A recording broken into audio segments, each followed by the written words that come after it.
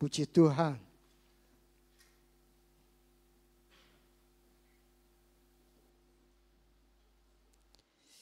Iya.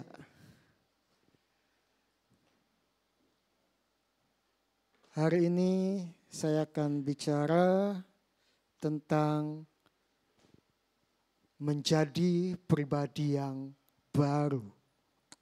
Ya. Menjadi pribadi yang baru. PPT-nya bisa dibuka? Iya. Menjadi pribadi yang baru. Ya, kalau di sini terlihat star, ya artinya mengawali akan kehidupan yang baru. Tentunya inilah yang harus dialami oleh kita sebagai orang-orang percaya. Ya, kehidupan yang baru, kehidupan yang berkenan di hadapan Tuhan. Saya ambil dari kitab Lukas 19 ayat pertama sampai 10.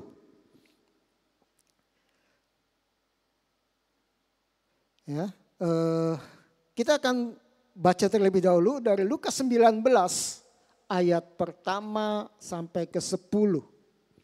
Judul perikopnya adalah Sakeus, ya. Karena hari ini kita mau belajar dari Sakeus. Mulai pertama dikatakan Yesus masuk ke kota Yeriko dan berjalan terus melintasi kota itu. Di situ ada seorang bernama Sakeus, kepala pemungut cukai, dan ia seorang yang kaya. Ia berusaha untuk melihat orang apakah Yesus itu, tetapi ia tidak berhasil karena orang banyak, sebab badannya pendek. Maka berlarilah ia mendahului orang banyak lalu memanjat pohon ara untuk melihat Yesus yang akan lewat di situ. Ketika Yesus sampai ke tempat itu, ia melihat ke atas dan berkata, Sakeus, segeralah turun, sebab hari ini aku harus menumpang di rumahmu. Lalu Sakeus segera turun dan menerima Yesus dengan sukacita. Tetapi semua orang yang melihat hal itu bersungut-sungut. Katanya, ia menumpang di rumah orang berdosa. Tetapi Sakeus berdiri dan berkata kepada Tuhan, Tuhan, setengah dari milikku akan kuberikan kepada orang miskin. Dan sekiranya ada sesuatu yang kuperas dari seseorang akan kukembalikan 4 kali lipat. Kata Yesus kepadanya, hari ini telah terjadi keselamatan kepada rumah ini. Karena orang ini pun anak Abraham. Sebab anak manusia datang untuk mencari dan menyelamatkan yang hilang. Iya, puji Tuhan. Ya, tadi kita sudah membaca kisah dari seorang kepala pemungut cukai. Ya. Bagaimana kita menjadi pribadi yang baru itu menjadi keharusan. Ya. Bagi setiap kita. Ya. Itulah juga yang menjadi jawaban daripada Tuhan Yesus ketika ada seorang Nikodemus datang kepada dia, Guru, apa yang harus aku lakukan? Apa jawab Yesus? Engkau harus dilahirkan kembali. Artinya harus ada kehidupan yang baru terjadi di dalam setiap kehidupan orang-orang percaya. Tanpa itu, Tuhan Yesus katakan engkau tidak akan mewarisi kerajaan surga. Jadi betapa pentingnya kehidupan yang baru itu harus terjadi di dalam setiap kehidupan kita. Lalu mungkin ada di antara kita berpikir,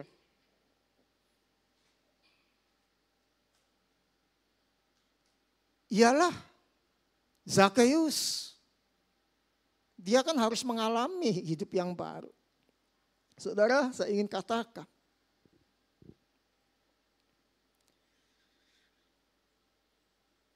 Sakeus tidak berbeda dengan kita.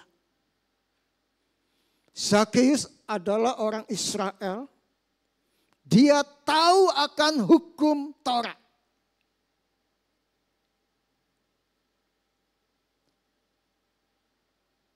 Ya, karena bagi bangsa Israel hukum Taurat itu adalah sesuatu yang harus diketahui. Karena dari kecil mereka akan dididik hukum Taurat. Jadi sepertinya tidak ada orang Yahudi yang tidak tahu hukum Taurat. Tetapi yang menjadi persoalannya, apakah mereka hidup di dalamnya atau tidak? Ini sama halnya dengan kita orang-orang Kristen yang katanya yang tahu akan firman Tuhan. Tetapi persoalannya adalah seberapa banyak di antara kita yang hidup di dalam kebenaran firman Tuhan itu.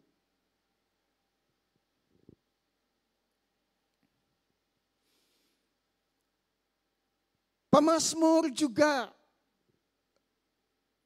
pernah menyatakan di dalam Mazmur 51 ayat 10 dikatakan, jadikanlah hatiku tahir, ya Allah, dan perbaharuilah batinku dengan roh yang teguh.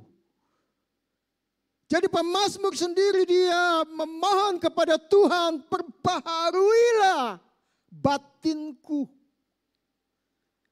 Jadi pemazmur sendiri merasa begitu penting bahwasanya batinnya terus diperbaharui oleh Tuhan. Itulah sebabnya kalau orang Kristen dia mengabaikan pembaharuan di dalam dirinya, ini sangat berbahaya. Jangan-jangan kedagingannya akan semakin menguat.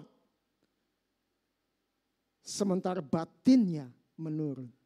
Ini sangat berbahaya ketika seseorang lebih dominan pertumbuhan kedagingannya daripada pertumbuhan kerohaniannya. Oleh sebab itu menjadi satu keharusan bagi kita untuk kita memperbaharui terus kehidupan batin kita. Oke.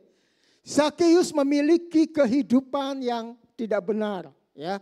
Kalau kita membaca tadi, dia adalah kepala pemungut cukai. Dia seringkali memungut pajak melebihi jumlah yang ditetapkan sehingga sangat dibenci oleh orang-orang Yahudi. Namun Zakeus memiliki sisi baik yang jarang dimiliki oleh orang lain. Dan sisi baik itulah yang menyelamatkan, memberkati kehidupannya. Itulah yang ingin kita pelajari. Hal apa saja yang menjadi sisi baik daripada Zakeus ini? Iya, oke, next. Yang pertama, kalau kita membaca ayat keempat, ya, maka berlarilah ia mendahului orang banyak. Ia berlari mendahului orang banyak. Kalau boleh saya maknai hal ini, ada satu kerja keras yang dilakukan secara ekstraordinari. Ya, ekstraordinari itu kalau boleh diartikan adalah sesuatu yang luar biasa. Ya, yang tidak biasa. Atau istimewa. Ya, itu ekstraordinari. Jadi kalau kita tidak melakukan kerja keras secara ekstraordinari, bisa-bisa kita akan tertinggal. Benar Alkitab katakan, apa yang terdahulu akan menjadi terkemudian. Yang terkemudian akan menjadi terdahulu. Mengapa? Karena ada orang-orang yang mengabaikan akan kerja keras di dalam Tuhan. Sehingga mereka tertinggal. Banyak tokoh-tokoh di Alkitab memberi contoh atau teladan bagi kita. Bagaimana mereka secara luar biasa bekerja bagi Tuhan. Ya, artinya mereka bekerja secara luar biasa, melebihi kebanyakan orang. Contoh saja Paulus. Ya, kalau kita membaca pada 1 Korintus 15 ayat ke-10 di sana dikatakan Rasul Paulus dia menyadari dia adalah Rasul Paulus, rasul yang paling hina. Oleh sebab itu aku telah bekerja lebih keras dari saudara-saudaraku yang lain, rasul-rasul yang lain. Rasul Paulus menyadari dirinya paling hina. Dia banyak melakukan hal-hal yang jahat. Menganiaya, mengintimidasi orang-orang Kristen. Ya. Dia adalah merasa, ya karena memang dia adalah rasul terakhir, ya. Dan dia merasa dia paling hina. Sehingga dia katakan, aku telah bekerja lebih keras. Jadi kalau Rasul Paulus bekerja biasa-biasa saja, ya nggak bisa mengejar ketertinggalannya.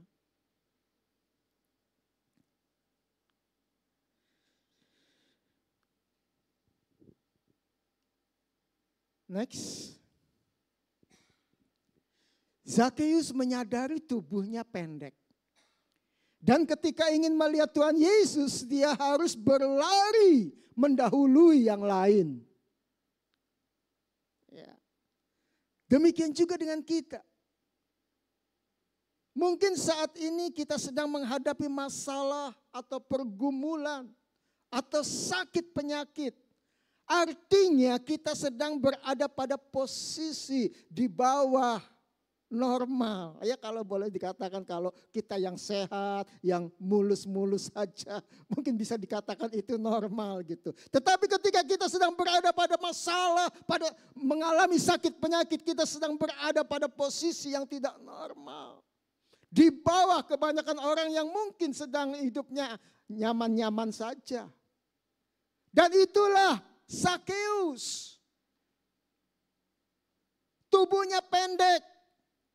Lebih pendek dari kebanyakan orang sehingga dia tidak bisa melihat Tuhan Yesus. Sehingga dia harus berlari mendahului yang lain. Untuk apa? Untuk bisa melihat Yesus. Kalau kita sedang menghadapi pada kondisi di bawah rata-rata orang di sekitar kita yang mungkin dalam kondisi hidup yang enak, hidup yang nyaman, maka apa yang harus kita lakukan? Kita harus bekerja lebih keras dari yang lain. Berdoa lebih sungguh-sungguh. Lebih intens. Tanpa itu dilakukan, kita tidak akan mendapat pertolongan Tuhan.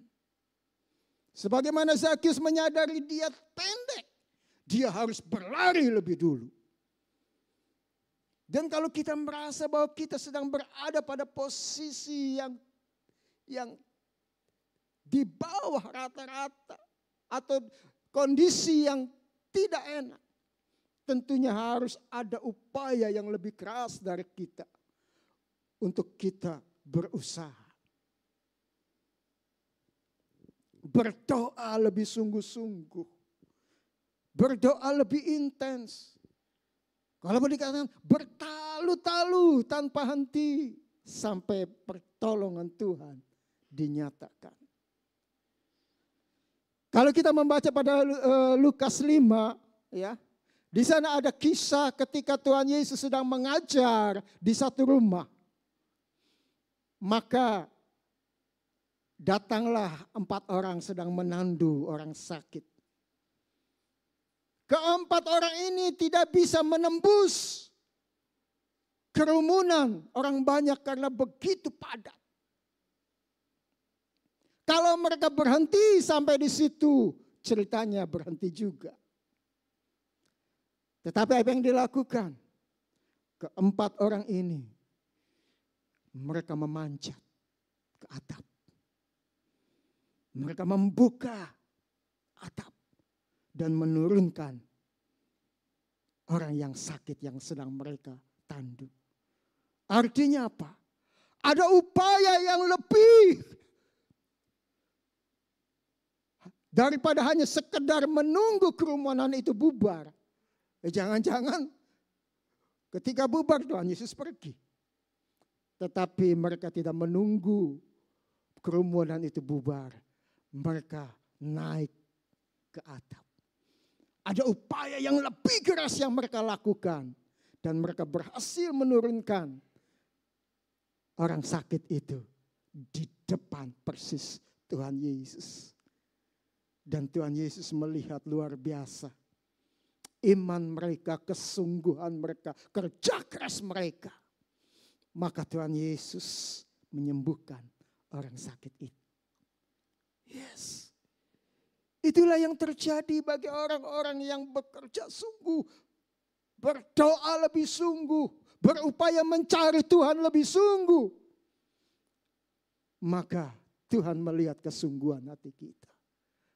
Pertolongannya akan dinyatakan bagi kita sekalian. Amin. Ya, haleluya. Kedua. Next. Berani menanggalkan status, ya, atau rendah hati. Kalau kita membaca ayat ke-4b, dikatakan di sini lalu Zakeus memanjat pohon ara untuk melihat Yesus yang akan lewat di situ. Zakeus tidak malu memanjat pohon, padahal dia adalah, kalau zaman ini adalah pejabat ya, kepala pemungut cukai, pejabat kepala pajak, mungkin kantor pajak di satu wilayah kota seperti kota Cirebon gitu ya. Tetapi Zakeus enggak malu memanjat pohon seperti anak kecil. Artinya apa? Zakeus mau merendahkan diri ketika datang kepada Tuhan. Seseorang akan menerima pertolongan Tuhan ketika dia mau menanggalkan statusnya atau merendahkan diri di hadapan Tuhan. Dan itulah yang dilakukan Zakeus. Next bisa. Zakeus melakukan hal itu. Dan kita lihat Yesus mau masuk dalam kehidupannya. Karena Zakeus mau merendahkan diri di hadapan Tuhan. Kalau saya boleh cerita, ada satu kisah juga ya di dalam 2 Raja-Raja ya, pasal ke-5. Saya akan ceritakan saja supaya menyingkat waktu. Ada seorang panglima kerajaan Aram namanya Naaman. Dia terkena kusta. Pada saat itu kusta sukar untuk disembuhkan, sehingga hanya yang dilakukan hanyalah mengasingkan diri. Bangsa Israel kalau ada yang kena kusta mengasingkan diri sampai ya sembuh sendirinya atau ya mati. Dan ketika Naaman terkena kusta, ada budak Israel yang memang dibawa ke sana sebagai tawanan, mengatakan, kalau saja Naaman dibawa ke Nabi Elisa yang ada di Samaria, pastilah Nabi itu akan menyembuhkan Naaman. Barangkali Naaman sudah putus asa. Dia sudah berobat kemana-mana tapi tidak kunjung sembuh.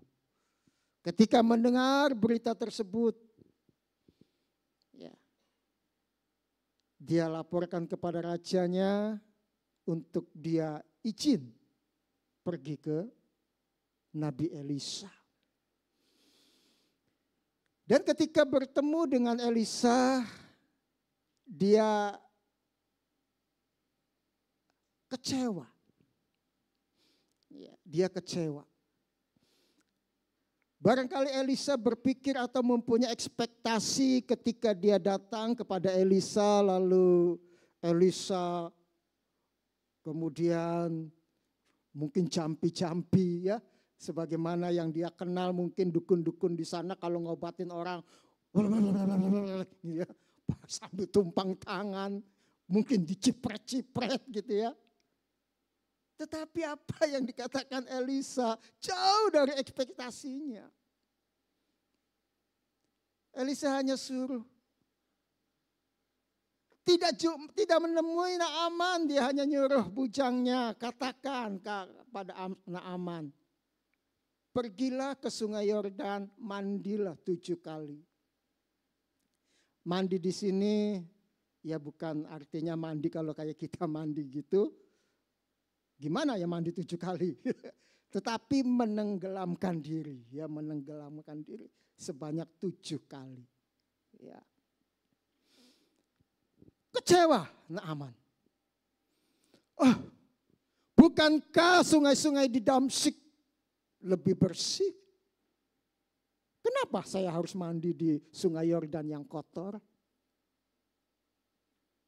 Sudah, saya nggak mau. Pulang. Tetapi sebelum pulang, anak buahnya ngomong, Tuhan, kalau saja Nabi Elisa menyuruh Tuhan melakukan hal yang sulit, bukankah Tuhan akan kerjakan? Apalagi itu kan cuman mandi 7 kali. Bukan perkara yang susah. Apa salahnya dilakukan? Toh kalau disuruh hal-hal yang susah, pasti Tuhan lakukan. Itu kan sama aja juga kita ya. Tuhan sebetulnya ngasih cara-cara yang sederhana. Bagaimana kita bisa datang kepada Tuhan. Tetapi kenapa ada banyak orang Kristen lebih suka lari ke paranormal. Disuruh apa ini, itu, dikerjakan lagi.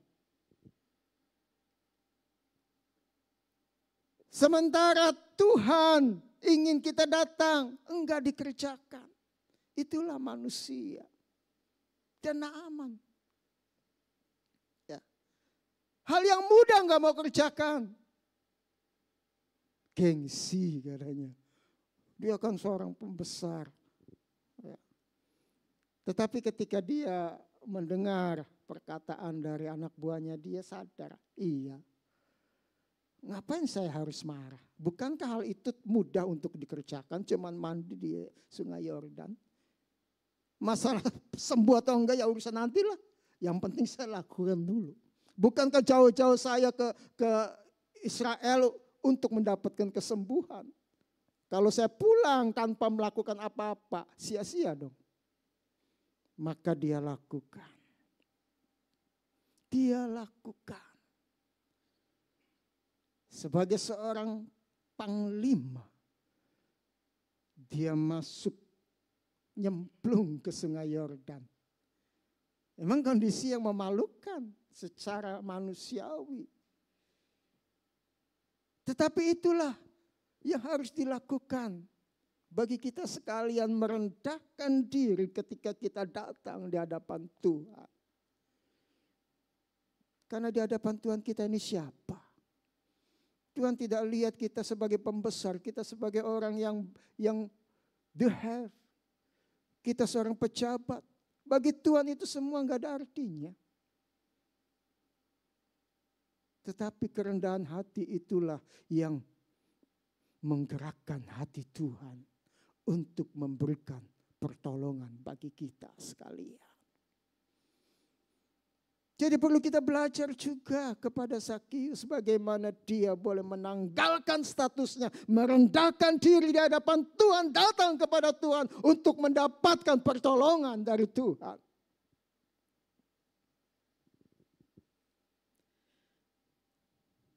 Di dalam Yakobus 4 ayat 6, boleh dibantu?